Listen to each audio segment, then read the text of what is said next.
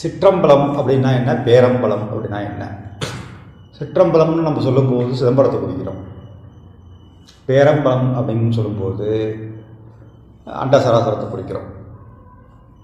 அப்போ சிதம்பரம் தான் சிதம்பரமா அப்படின்னா, வள்ளலார் ராமலிங்கம் பிள்ளை சிதம்பரம் ராமலிங்கம்னே பேர் எழுதுவார். அவரே அதை விட்டுட்டு போய் வடலூரில் ஒரு சபையை ஆரம்பித்தார். அப்போ சிதம்பரத்தில் சிதம்பரம் இல்லை, இப்போ வேறு எங்கேயோ சிதம்பரம் இருக்குது. அதான உண்மை. அவர் சித்தர் தானே, அவர் மகான். அப்போ அந்த சிற்றம்பலம் எங்கே இருக்குது அப்படின்னா, அண்டத்தில் இருக்கிறது பிண்டத்தில் இருக்குது, பிண்டத்தில் இருக்கிறது அண்டத்தில் இருக்குது. பிண்டம்ங்கிறது உடல், அண்டம்ங்கிறது அண்ட சராசர பிரபஞ்சம். ஆக பிரபஞ்சத்தை பேரம்பலம்னு சொன்னோம்னா சிற்றம்பலம் பிண்டத்துக்குள்ள இருக்குது. ஆக கோயிலுங்கிறது ஒரு அடையாளங்கள் தான்.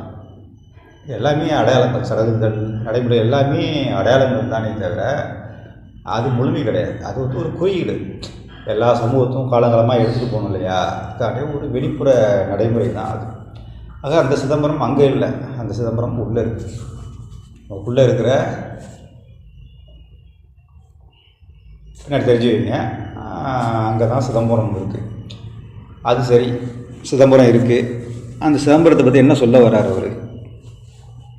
பாலுக்கு வேண்டி பாலகன் அழுதிட பார்க்கடல் ஈந்தகிறான். பசிக்குது, பால் கொடு அப்படின்னு சொல்லி ஒரு புள்ள அழுதுச்சான். ஞானசம்பந்தர் குளிக்கிறாங்க அங்கே. அது ஞானசம்பந்தர் மட்டும் இல்லை, நம்மளையும் தான் குளிக்கிறாங்க. ஞானத்தை வேண்டி, பாலுக்கு வேண்டி அழுத பிள்ளைக்கு பால் கடல் ஈந்தபிரான். அது என்ன கொஞ்சோண்டு பால் கடலே எடுத்துக்க அப்படின்னு கொடுக்குறாராம். அந்த அளவு அருள் மிக்கவருக்கு வந்து இறைவன். மாலுக்கு சக்கரம் அண்டருள் செய்தவன். திருமாலுடைய வேலை என்னன்னா காக்கும் தெய்வம். காக்கும் தெய்வம் ஒரு சில காக்கும்னா மற்றவங்களை அழிக்கவும் செய்யணும். அப்போ அழிக்கிறதுக்கு ஆயுதம் வெளியே இருக்கும்போது எல்லா ஆயுதத்தோடையும் சிறந்த ஆயுதமான சக்கராயுதத்தை கொடுத்தவனையும் தான். இப்போ அழிக்கும் திறன் இருந்தால் தான் காக்கும் திறன் வரும். அப்போ அந்த மாலுக்கே சக்கரத்தை கொடுத்தவன் அவ்வளவு அருள் கொண்டவன், உயர்ந்த தரமுடையவன். அவன் எங்கே இருக்கிறான்?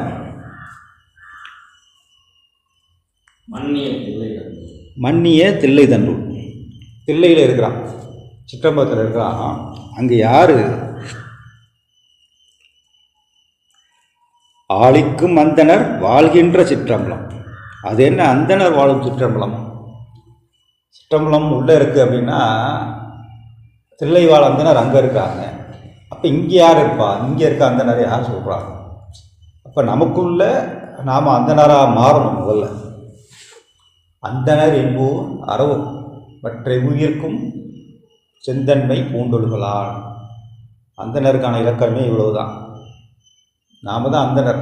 நம்ம வந்து 4 வகை குணத்தில் ஒவ்வொரு குணமாக உயர்ந்து தாமச குணத்திலேருந்து உயர்ந்து சத்துவ குணத்துக்கு போகும்போது அந்தனராக மாறும். நாமளே யாரும் தனித்தனி ஆட்கள் கிடையாது. தாமச ராஜசன் ஒவ்வொன்றா மாறும். அப்போ அந்தனர் என்போர் அறவோ, நீங்கள் அறம் சார்ந்தவர்களாக நிற்கும்போது, நீங்கள் அந்தனர்களாக மாறும்போது அந்த தில்லை அம்பலத்தில், அதாவது உங்களுடைய தில்லை அம்பலத்தில், அந்த சிற்றம்பலத்தில் ஈசன் திருநலமிடுகிறான். அவனை பல்லாண்டு வாழ வாழ்த்துவோம். வாழ்த்துறது அப்படிங்கிறது இயல்பாக நம்ம வழிமுறையில் இருக்கிறது. வாழ்த்தும் போது எல்லாத்தோடையும் மிகப்பெரிய வாழ்த்துங்கிறது வந்து பல்லாண்டு வாழ்த்து தான். ஏன்னா பணம் வேணும், பணம் கொடு, நல்லபடியாக இருக்குன்னு வாழ்த்தலாம், சுபமாக இருக்குன்னு வாழ்த்தலாம், எல்லாமே வாழ்த்தலாம். ஆனால் ஆயுள் அதிகரிக்கிறதுங்கிறது வந்து சாமானிய விஷயம் கிடையாது. அதுதான் உலகத்திலே பெருசு.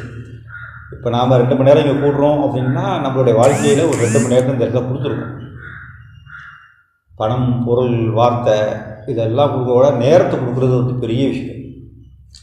அப்போ அந்த நேரத்தையே அதிகமாக கொடு அப்படின்னு பல்லாண்டு வாழ்த்துறது அப்படிங்கிறது வந்து ரொம்ப ரொம்ப பெரிய விஷயம். அதனால தான் பெருமாள் பாடும்போது கூட பல்லாண்டு பல்லாண்டு பல்லாயிரத்தாண்டு பல்கோடி 100,000 மல்லாண்ட தின்தோல் மணி வண்ணா பல்லாண்டு பாடுறோமா?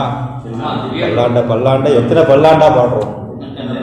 பல்லாண்டு பல்லாண்டு பல்லாயிரத்தாண்டு பல்கோடி 100,000 ஆக அந்த பல்லாண்டு வாழ்த்துதல் அப்படிங்கிறது தான் தமிழில் உயர்ந்த வாழ்த்து. அதை தான் அந்த உண்மாந்த முறை சொல்கிறாங்க. ஆக சிற்றம்பலமும் பேரம்பலமும் நம்மள தான் இருக்குது. எப்போ நீங்கள் சிற்றம்பலத்தை பேரம்பலத்தோட இணைக்கிறீங்களோ அல்லது நீங்கள் சிற்றம்பலத்திலேருந்து பேரம்பலமாக மாறுறீங்களோ அதுதான் சித்தர்கள் முறையில் ஒளி தேயமாக மாறுதுன்னு சொல்கிறாங்க. நீங்கள் பேரம்பலத்தோடு கலந்துறீங்க. வள்ளலார் கடைசியில் ஒளி தேயமாக மாறினார், மறைஞ்சிட்டாருனாங்களா, என்னன்னா அவங்க பிரபஞ்சத்தோடு கலந்துறாங்க. மற்ற யாருக்கும் அந்த சிறப்பு கிடையாது. எல்லோரும் உடலை விட்டுட்டு சமாதி ஆகிட்டு உயிரை தான் கலப்பாங்க. ஆனால் உடலில் இருக்க ஒவ்வொரு அணுவையும் சேர்த்து பிரபஞ்சத்தில் கலந்த ஒரே ஒரு மனிதர் நமக்கு சமகாலத்தில் தெரிஞ்ச ஒரு வள்ளல் பெருமான் தான். ஆக பிரபஞ்சத்தில் கலக்கிறது தான் அந்த பேரம்பலத்தில் கலக்கிறது. சிற்றம்பலமும் பேரம்பலமும் வேறுபாடு இல்லாமல் போகும்போது அம்பலத்து ஆடுவான், அவ்வளோதான். நம்ம வழிபாட்டு முறையில் இருக்க விக்கிரக ஆராதனையில் மிகப்பெரிய குறியீடு அப்படிங்கிறது வந்து நடராஜருடைய குறியீடு தான். வேறு எல்லாமே தேவதா பிரச்சனை, இதுதான் தேவதையை பிரதிஷ்டை பண்ணுற முறை தான் பெரும்பாலும். அது முருகனாக இருந்தாலும் சரி, கணபதியாக இருந்தாலும் சரி, எல்லாமே. ஆனால் ரொம்ப ரொம்ப உயர்ந்த இடத்துல இருக்க இறுதி நிலை அப்படிங்கிறது விக்கிரகத்தில் நடராஜ விக்கிரகம் கூட தான். அதுதான் சிற்றம்பலத்தையும் பேரம்பலத்தையும் குறிக்கிற ஒரே. அதான் அவர் ஆடுற ஆட்டமே வந்து பிரபஞ்சத்தோட இயக்கம் தான். அதை நம்ம பிரபஞ்சத்தோட இயக்கத்தை புரிஞ்சிட்டோம் அப்படின்னா அதோட நம்ம நிறைவேற்றோம்னு அர்த்தம். நான் வந்து ஃபிசிக்ஸ் படிச்சுட்டு வந்தாள், இயற்பியல் படிச்சுட்டு வந்தாள். உண்மையை சொல்லணும்னா நான் எந்த துறையும் படிச்சுட்டு வந்தால் ஆன்மீகத்தை புரிஞ்சிருக்க முடியுமா தெரியல. இயற்பியலில் வந்து உள்ளே போகிற அணுவையும் படிக்கணும், மேலே விரிகிற பிரபஞ்சத்தையும் படிக்கணும். ரெண்டையும் படிக்கும்போது ஆன்மீகமும் இதுவும் வேறாவே இல்லை. பிரபஞ்சமும் வேற இல்லை, அணுவும் வேற இல்லை. அணுக்குள்ளே எலக்ட்ரான் புரோட்டான் அப்படின்னு எங்கேயும் சுற்றிட்டு தான் இருக்குது, சூரியனும் சுற்றிட்டு தான் இருக்குது, பிரபஞ்சமும் சுற்றிட்டு தான் இருக்குது. எல்லாமே புரிய ஆரம்பிச்சிச்சு அப்படின்னா அதுதான் ஆன்மீகம்.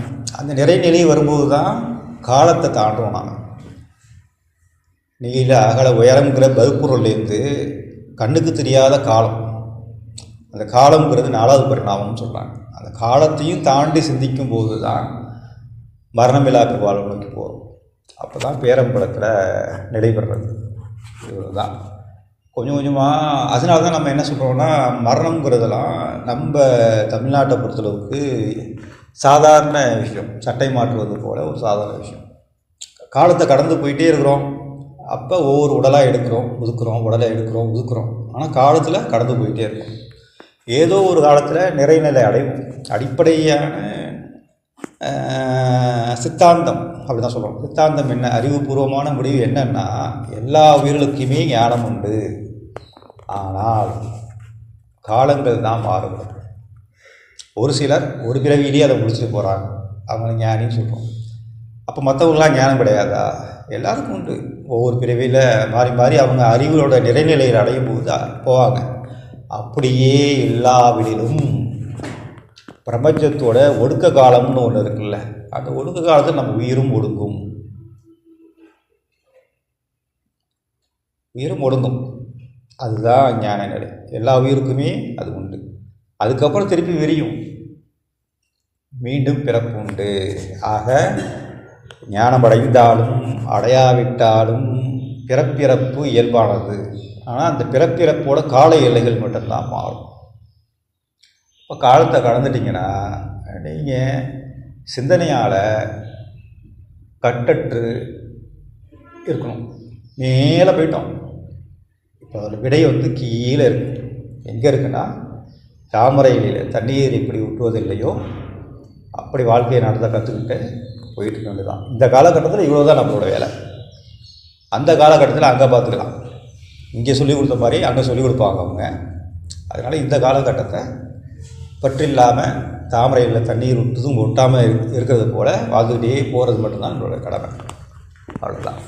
இதை தான் நம்ம கர்மயோகம்னும் இதுதான் சொல்கிறோம்.